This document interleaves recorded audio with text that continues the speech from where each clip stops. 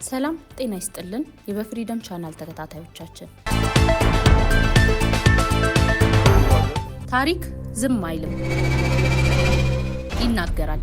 በተለይም በዓለም ላይ ረጅሙ ወንዝ አባይ በሚፈስባቸው ሸለቆዎች ውስጥ ለዘመናት የታመቁ ሚስጥሮች አሉ።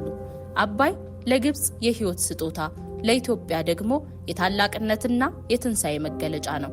ነገር ግን ከዚህ የተፈጥሮ ጸጋ ጀርባ ለሺህ ዓመታት የዘለቀ ደም መፋሰስ የታየበት በደባና በሴራ የተሞላ የጂኦፖለቲካ ቁማር አለ። ግብጽ ኢትዮጵያን ለማዳከም ስትል ያልፈነቀለችው ድንጋይ ያልማሰችው ጉድጓድ የለም። ከጥንቶቹ ፈርዖኖች ጀምሮ እስከ ዛሬዎቹ የካይሮ መሪዎች ድረስ አንድ የማይለወጥ መርህ አላቸው። ኢትዮጵያ ጠንካራ መሆን የለባትም የሚል ነው። ኢትዮጵያ ከበረታች አባይ ይገደባል፣ አባይ ከተገደበ ደግሞ የግብጽ የበላይነት ያበቃል የሚል የስነ ልቦና ስጋት የግብጽን ፖሊሲ ለዘመናት ቀርጾታል። ዛሬ በዚህ ዝግጅታችን በታሪክ መጽሐፍት የተመዘገቡትን ግብጽ የኢትዮጵያን የአብራክ ክፋዮች በመጠቀም ሀገሪቱን ለማፈራረስ የምታደርገውን የዘመናት ደባ በጥልቀት እንመረምራለን። ታሪክን ወደ ኋላ ብንገልጥ ግብጽ ኢትዮጵያን በጦር መሳሪያ ለማንበርከክ ያላደረገችው ሙከራ የለም። በ19ኛው ክፍለ ዘመን ግብጽ በኬዲቭ እስማኤል ዘመን ታላቋን ግብጽ የመመስረት ህልም ነበራት።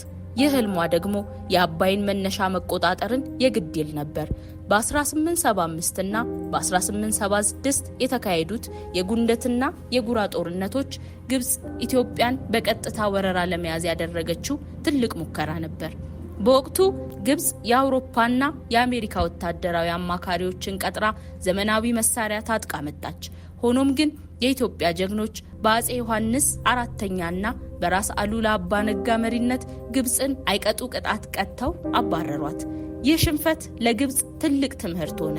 ኢትዮጵያን በጦርነት ፊት ለፊት መግጠም አይቻልም የሚል መደምደሚያ ላይ ደረሱ። ከዚያን ቀን ጀምሮ የካይሮ ስልት ተቀየረ። ቀጥተኛ ጦርነት ቀርቶ ውስጥን በውስጥ ማዳከም ወይም የተኪ ጦርነት ፕሮክሲ ዋር ዋነኛ መሳሪያቸው ሆነ። ሃጋይ ኤርሊክ ዘ ክሮስ ኤንድ ዘ ሪቨር የተሰኘ መጽሐፍ ላይ እንደሚያብራራው ግብጽ የኢትዮጵያን ብሔራዊ አንድነት ለመናድ ዘርፈ ብዙ ስራዎችን ትሰራለች። በታሪክ አጋጣሚዎች ሁሉ ለስልጣን የጠገቡ ለገንዘብ ያደሩ ወይም ከሀገራዊ ስሜት ይልቅ የግል ጥቅማቸውን ያስቀደሙ የኢትዮጵያ ልጆችን ግብጽ እንደ መሳሪያ ስትጠቀምባቸው ኖራለች። ግብጽ የምትከተለው አንድ መርህ አለ። የኢትዮጵያ ጠላት የግብጽ ወዳጅ ነው። ለዚህም ነው ግብጽ በየዘመናቱ ለሚነሱ የኢትዮጵያ ተቃዋሚዎች የካይሮን በር ክፍት የምታደርገው። በአሁኑ ሰዓት በኢትዮጵያ ውስጥ የሚታዩ የብሔርና የታጠቁ ግጭቶች ከጀርባ የግብጽ እጅ የለባቸውም ብሎ ማሰብ የታሪክ የዋህነት ነው። በተለይም እንደ ህወሓት፣ ኦላ፣ ሸኔ እና በአሁኑ ወቅት በአማራ ክልል የሚንቀሳቀሱት ፋኖች የሚያደርጉት የታጠቀ ትግል የፈለጉትን የፖለቲካ ምክንያት ቢያቀርቡም ውጤቱ ግን የግብጽን ስትራቴጂያዊ ፍላጎት የሚያገለግል ሆኖ ይገኛል። የግብጽ ዋነኛ ግብ ኢትዮጵያ የውስጥ ሰላም አጥታ በጦርነት ደቃና በኢኮኖሚ ከስራ የታላቁን የህዳሴ ግድብ ግንባታ አጠቃቀም ላይ አቅም እንዳይኖራት ማድረግ ነው።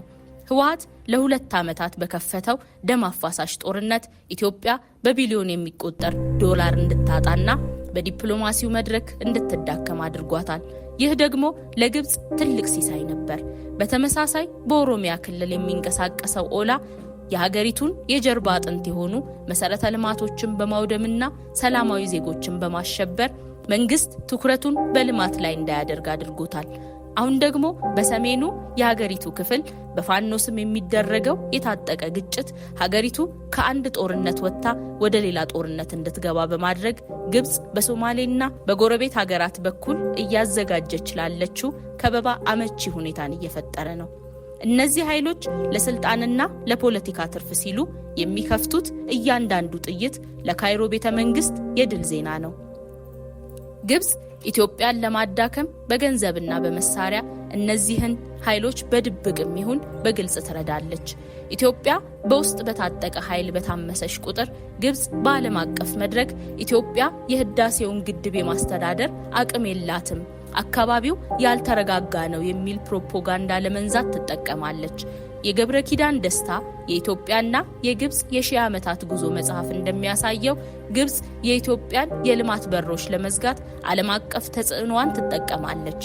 ኢትዮጵያ በአባይ ላይ ፕሮጀክት ለመስራት በጠየቀች ቁጥር ግብጽ በዓለም ባንክና በዓለም አቀፍ የገንዘብ ድርጅቶች ውስጥ ያላትን ተሰሚነት በመጠቀም ብድርና እርዳታ እንዳይሰጥ ስታደርግ ቆይታለች። ዛሬ ደግሞ ውስጥ ባሉ ተላላኪዎቿ አማካኝነት ሀገሪቱን ከውስጥ በመበጥበጥ ያንኑ ግብ ለማሳካት እየሰራች ትገኛለች።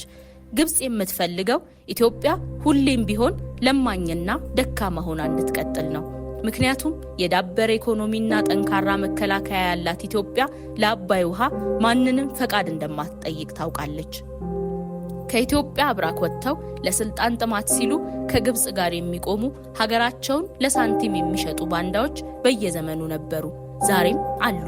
እነዚህ ግለሰቦችና ቡድኖች ግብጽ የኢትዮጵያን ሕልውና ለማጥፋት የምታደርገውን ጥረት እንደ ትልቅ የፖለቲካ ድጋፍ ይቆጥሩታል። ነገር ግን የታሪክ እውነት አንድ ነው። ግብጽ ለኢትዮጵያ ዲሞክራሲ፣ ለብሔራዊ እኩልነት ወይም ለነጻነት ግድ የላትም። ግድ የሚላት አባይ ብቻ ነው። አባይን ለማግኘት ደግሞ ኢትዮጵያ መፍረስና ደካማ መሆን አለባት ብላ ታምናለች። ኢትዮጵያ የብዙ ሺህ ዓመታት ታሪክ ያላት፣ ብዙ ወራሪዎችና ሴረኞችን ያሳፈረች ሀገር ናት። የግብጽ ደባና በውስጥ ተላላኪዎቿ በኩል የምታደርገው ሴራ ትላንት አልተሳካም፣ ዛሬም አይሳካም። ነገር ግን ይህ እንዲሆን እኛ ኢትዮጵያውያን የታሪክ ንቃተ ህሊና ሊኖረን ይገባል። የውስጥ ልዩነቶቻችንን ለጠላት መግቢያ ቀዳዳ ማድረግ የለብንም።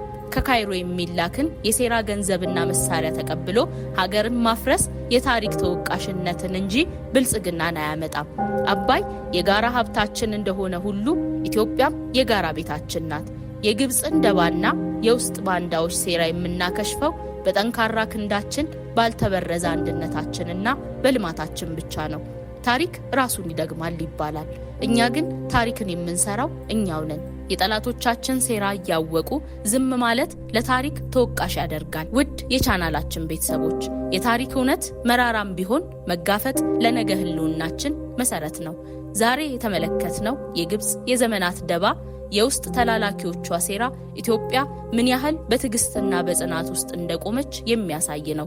ግብጽ በአባይ ላይ ያላትን ፍላጎት ለማስከበር የምትጠቀመው ትልቁ መሳሪያ የኛ መከፋፈል እንደሆነ አይተናል። ህወሓት ኦላም ሆነ ፋኖ የፈለገውን የፖለቲካ ካባ ይልበሱ፣ የታጠቀ ግጭትና የውስጥ ትርምስ ባለበት ሁሉ የካይሮ እጅ እንዳለበት መዘንጋት የለብንም። የሀገር አንድነት ሲላላ የጠላት ክንድ ይበረታል። ስላዳመጣችሁን ከልብ እያመሰገንን ዝግጅታችንን ቋጨን።